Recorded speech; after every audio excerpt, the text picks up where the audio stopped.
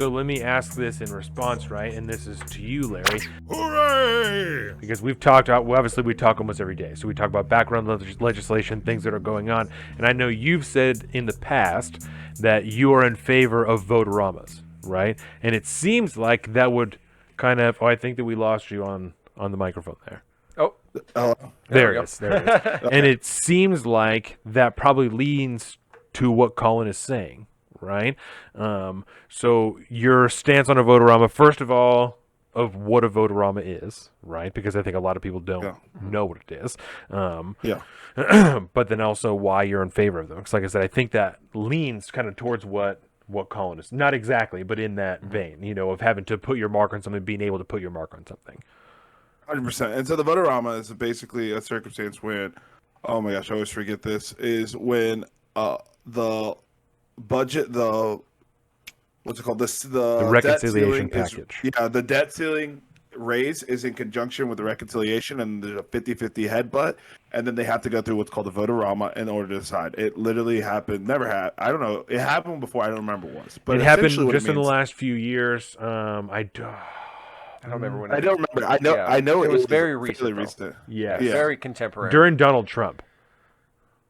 And it's amazing, and I just found out about this, right? This is all new to me. But what happens is you have to parse out and you have to vote on each individual topic one at a time. And they literally sit there and they sit there for like 18 hours and they vote on each one. And I think it would be the greatest thing for America. I think it would be super cool for a political reset, if you will, to have everybody put their name on a topic. 2015. And I like that. I'm sorry. 2015. So it was the end of right Obama. Obama. I'm sorry. Yeah. I thought it was during Obama, but I couldn't. Yep. remember. That's my bad. So it might even be the Affordable Care Act. That's what I'm thinking. It might even be the Affordable Care Act at the tail end of Obama. I have this PragerU video. Infringement into people's lives, other than say like the deep fundamental constitutional ones. What's the Daily Signal? Was the first time they create, if that's the case, if it's the Affordable Care Act. Isn't that funny that that's the first time a Vote-A-Rama would be used, was to force through the most intrusive piece of legislation that affects everyday Americans in their daily lives. It affects every single business that is in operation. Isn't it funny and coincidental that's the first time a Vote-A-Rama was ever done? Right. And so, and the reason, does it make sense the way that I connected those things, or is that does. Totally out of it? Okay. No, it does. I had that thought. I was like, isn't it coincidental? No, absolutely. Like maybe we can see this video is a that minute. Adds to my category. That's not a great idea. This video is 1 minute and 39 seconds long. Do you guys want to watch this video? It's about the Vote-A-Rama 2015. I don't know. Yes. We can like watch it. I don't know. Should we play the audio? Should we not? Is the audio? Yeah, if the audio is good enough, we could do that. I would assume it would be fine. Okay. Tonight, your senators will be taking part in an all-out voting blitz. Notice Vote-A-Rama. It's a marathon voting session where senators vote on an unlimited number of amendments at the end of debate on a budget resolution. There is just one caveat. All of the amendments are non-binding, but it does give senators a chance to go on the record about certain issues and inject new ideas into the political bloodstream. Take the ban on earmarks in 2008. These senators were all running for president, and they returned to Washington, D.C. That's Hillary Clinton, John McCain, and Barack Obama. Okay. Just so everyone knows. These senators, who she says. To vote on the ban. The last Vote-A-Rama happened in 2013, and senators filed more than... Oh, come on, you bitch. Will said it sounds great here, so perfect. If we get the signal back. Yeah.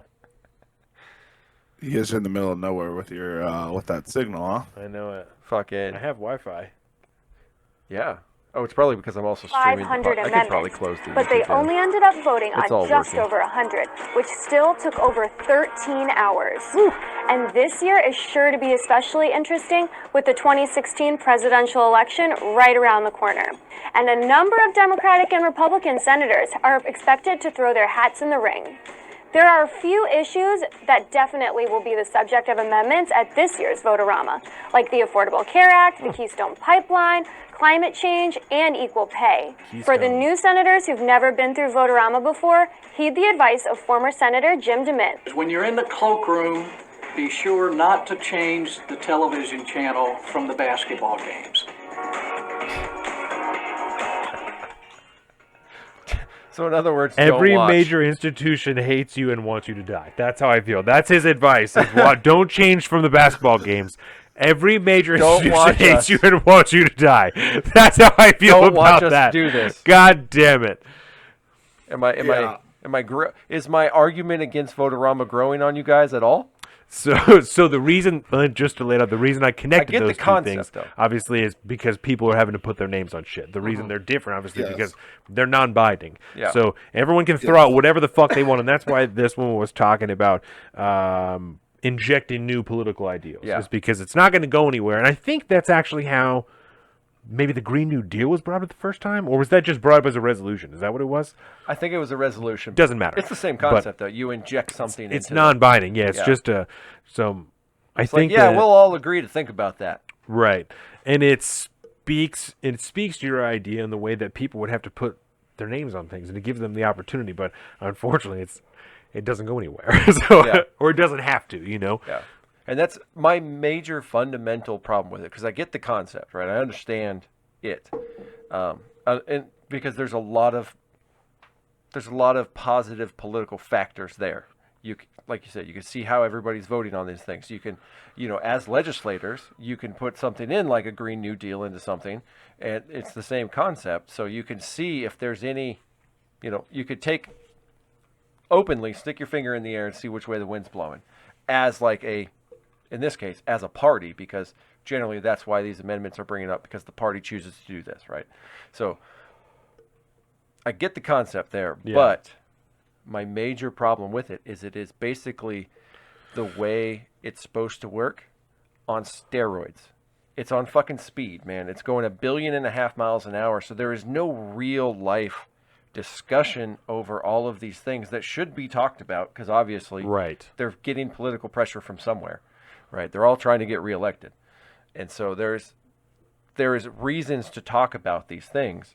And when something as fundamentally binding as legislation, that is not the place to try to be rushing through one of these conversations. Especially something like the Affordable Care Act, like yeah, you said. yeah, exactly. Something like that, like some form of state-funded health care, I think we could probably figure that out if we wanted to offer it as a service, right? I could be persuaded into doing that, given our current situation. But that during a Vote-A-Rama is not the time to fucking do that. No, that should be debated for years as a society. Multiple representatives should be having those conversations. And so when you're doing something that fundamental on that short a timeline where there's no real chance to actually talk about these things, I mean, you're playing with fire here. This is about to become law. There's going to be billions of dollars exchanged. There's going to be massive amount of people's livelihoods affected in some fashion, for positive, for worse. I mean, these things should not come lightly. And so we should not be allowing that shit to, possibly dangerous legislation, just open ourselves up to that. I mean, we're playing Russian roulette here. Something seriously devastating. All the crazy shit they hid in like the Patriot Act, like all these things are being just shoved into 5,000 fucking pages, and everybody's going yay or nay. And in a Vote-A-Rama, yeah, you get to find out where these people land on those topics, but you don't really know what the law is going to do. This is too dangerous to be playing at this high speed of game. That's my problem with Vote-A-Rama. And I hear you. I think the problem is this. Like, I think the average politician is trash and we need to get out. And I think the average politician, I think the sign of a good politician is your ability to weasel out of the question, right? Like, how many times did you watch debate? Yeah. They'd be like, what do you feel about bread? And you're just like, well, when I was a boy, I ate some lemons and I love lemons. That and corn I pop promise gave you. 100%, right? And so I want a Vote-A-Rama just because I think our system's already lost, right? Personally, right? I think the people who have the control at the highest level are not going to give any of it back, and I think they're going to construct ways to take more. I think that's where we are, right? Mm-hmm. And so I think the only way to do it is we have to shatter through the people's glass, and so we're gonna need something miserable to happen in order.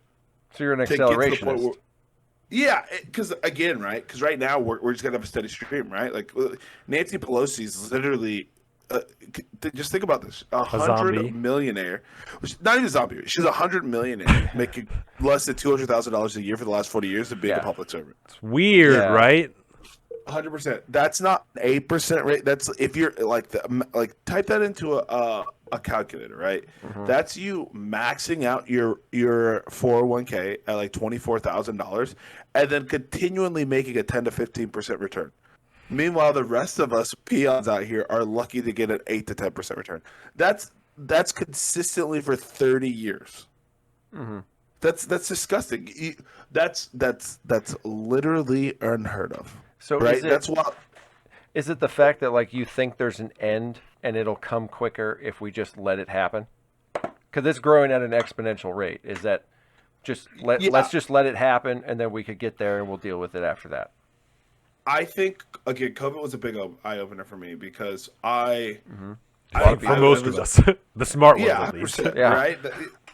I think I was a libertarian, and I realized that being a libertarian doesn't work, right? Because I think that what happens as a libertarian is we, at our base probability, to sum it up, we don't care, right? Like I've always thought libertarian was like, hey, do whatever you want, leave me the fuck alone, and we'll be cool. And I think what we learned was that if we're not doing anything, they're just gonna move more ground, right? And so what happens is it's 0 and 10, and you're like, okay, well, we're at 0, we're fine. And they're like, oh, we're just going to hang out at the 1. And you're like, oh, okay, whatever, just leave me alone. I'm going to hang out at 0, right? Now they're at fucking 11. And we're still trying to be like, nah, it's fine, it's not really affecting me. Well, they're coming for it because they're never, ever moving back. And so I don't know what to do to get people to understand of how much we're losing, right? Like, my big thing on COVID is not the shot. It's that we will never get it back, and people are just comfortable with it because no one sees it. Because every time they're going to happen, they're going to make an emotional appeal. They're going to change the story, or they're going to gaslight me and then tell me I'm wrong, I'm racist, or something. And so that's what I get frustrated about. Welcome to the south of the streets, coming at you every week with this food for thought. Hope